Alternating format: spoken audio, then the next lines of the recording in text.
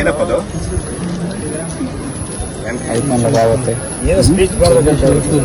YouTube channel ಇದೆ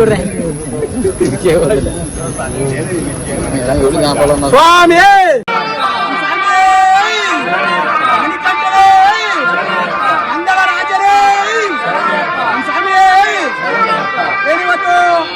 ಕರ್ನಾಟಕದಲ್ಲಿ ಪ್ರಸ್ತುತ ರಾಜಕಾರಣದ ವ್ಯವಸ್ಥೆಯಲ್ಲಿ ಮಾಧ್ಯಮದ ಮೂಲಕ ನಮ್ಗೆ ತಿಳಿತಾ ಇದೆ. ಗೌರವಾನ್ವಿತ ಮಾನ್ಯ ಸಿದ್ದರಾಮಯ್ಯ ಸಾಹೇಬರು 2.5 ವರ್ಷಕ್ಕೆ ಇಳಿಸಬೇಕು ಅಂತ ಹೇಳಿ ಹೈಕಮಾಂಡ್ ಅವರು ಬೇರೆ ಶಾಸಕರೆಲ್ಲ ಒತ್ತಡ ತರ್ತಾರೆ ಅಂತ ಹೇಳಿ ನಾನು ಮಾಧ್ಯಮಕ್ಕೆ ತಿಳಿತಾ ಇದ್ದೀನಿ. ದಯಮಾಡಿ ಹೈಕಮಾಂಡ್ ಅವರು ಕೆಲಸ ಮಾಡಬಾರ್ದು ಅಂತ ಹೇಳಿ ನಾನು ಒತ್ತಡ ತರ್ತೀನಿ. ಯಾಕಂದ್ರೆ ಸಿದ್ದರಾಮಯ್ಯನವರು ಅಹಿಂದ ನಾಯಕ, ಭ್ರಷ್ಟಾಧಿಕ ನಾಯಕರು. ಅವ್ರನ್ನ ಯಾವುದೇ ಕಾರಣಕ್ಕೂ ಇಳಿಸಬಾರ್ದು. ಅವ್ರು ಇಳಿಸೋದೇ ಆದ್ರೆ ಏನು ಈಗ ಬಿಹಾರದಲ್ಲಿ ನಡೆದಿದೆ ಆ ರೀತಿ 2028ಕ್ಕೆ ನಡೆಯುವ ಸಂಸತ್ ಸಿಗುತ್ತೆ. ದಯಮಾಡಿ ಸಿದ್ದರಾಮಯ್ಯ ಸಾಹೇಬರಿಗೆ ಪೂರ್ಣಾವಧಿ ಮುಖ್ಯಮಂತ್ರಿಯಾಗಿರ್ಬೇಕು ಅಂತ ಹೇಳಿ ನಾವು ಶಬರಿಮಲೆ ಅಯ್ಯಪ್ಪನಲ್ಲಿ ಪ್ರಾರ್ಥನೆ ಮಾಡಿದೀವಿ. ಕೇರಳದ ಪ್ರಸಿದ್ಧವಾದ ದೇವಸ್ಥಾನ ಅಂದ್ರೆ ಶ್ರೀ ಶಬರಿಮಲೆ ಸ್ವಾಮಿ ಅಯ್ಯಪ್ಪ ಸ್ವಾಮಿ ದೇವಸ್ಥಾನ. ಇಲ್ಲಿ ನಾವು ಭಕ್ತಿಯಿಂದ ಪ್ರಾರ್ಥನೆ ಮಾಡಿದೀವಿ. ಪೂರ್ಣಾವಧಿಯಾಗಿ ಮುಖ್ಯಮಂತ್ರಿಯಾಗಿ ಸಿದ್ದರಾಮಯ್ಯ ಸಾಹೇಬರು ಇರಬೇಕು.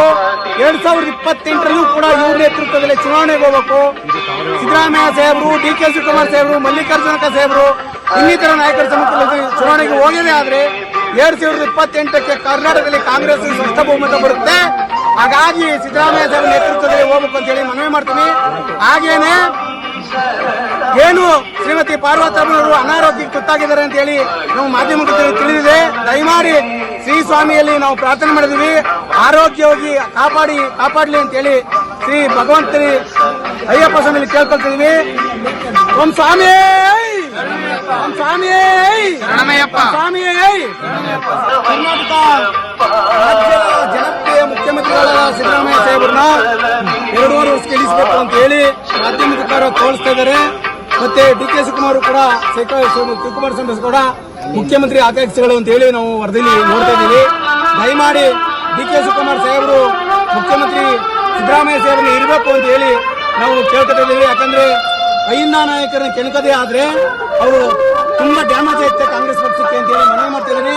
ಹಾಗೇನೆ ನಾನು ಇವತ್ತು ಶಬರಿಮಲೆ ಸ್ವಾಮಿಯಲ್ಲಿ ನಾವು ಸನ್ನಿಧಿಯಲ್ಲಿ ದರ್ಶನ ಮಾಡಬೇಕಾದ ದೊಡ್ಡ ಕಾರಣ ಅಂದ್ರೆ ನಮ್ಮ ಕರ್ನಾಟಕದಲ್ಲಿ ಸಿದ್ದರಾಮಯ್ಯ ಸಾಹೇಬರು ಜನಪರ ಯೋಜನೆಗಳು ಅಂದ್ರೆ ಗ್ಯಾರಂಟಿ ಯೋಜನೆಗಳನ್ನ ಕೊಟ್ಟ ಪ್ರತಿಫಲವಾಗಿ ನಮ್ಮ ತಾಯಿಯವರು ಸುಮಾರು 5 ತಿಂಗಳ ಗೃಹಲಕ್ಷ್ಮಿ ಯೋಜನೆ ಹಣವನ್ನು ಕೂಡಿಟ್ಟು ನಮಗೆ ಇಲ್ಲಿ ಶಬರಿಮಲೆಗೆ ದರ್ಶನ ಮಾಡಕ್ಕೆ ಅವಕಾಶ ಮಾಡಿಕೊಟ್ಟು ಈ ದೊಡ್ಡ ಮಟ್ಟದ ಒಂದು ಗೃಹಲಕ್ಷ್ಮಿ ಯೋಜನೆಯಿಂದ ಹಲವಾರು ಜನಕ್ಕೆ ಅನುಕೂಲ ಆಗಿದೆ. ಹಾಗಾಗಿ ನನಗೂ ಅನುಕೂಲ ಆಗಿದೆ.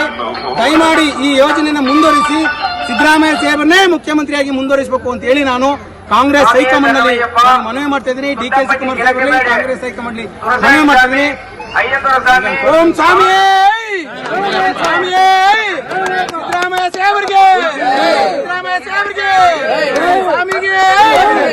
ಸ್ವಾಮಿಗೆ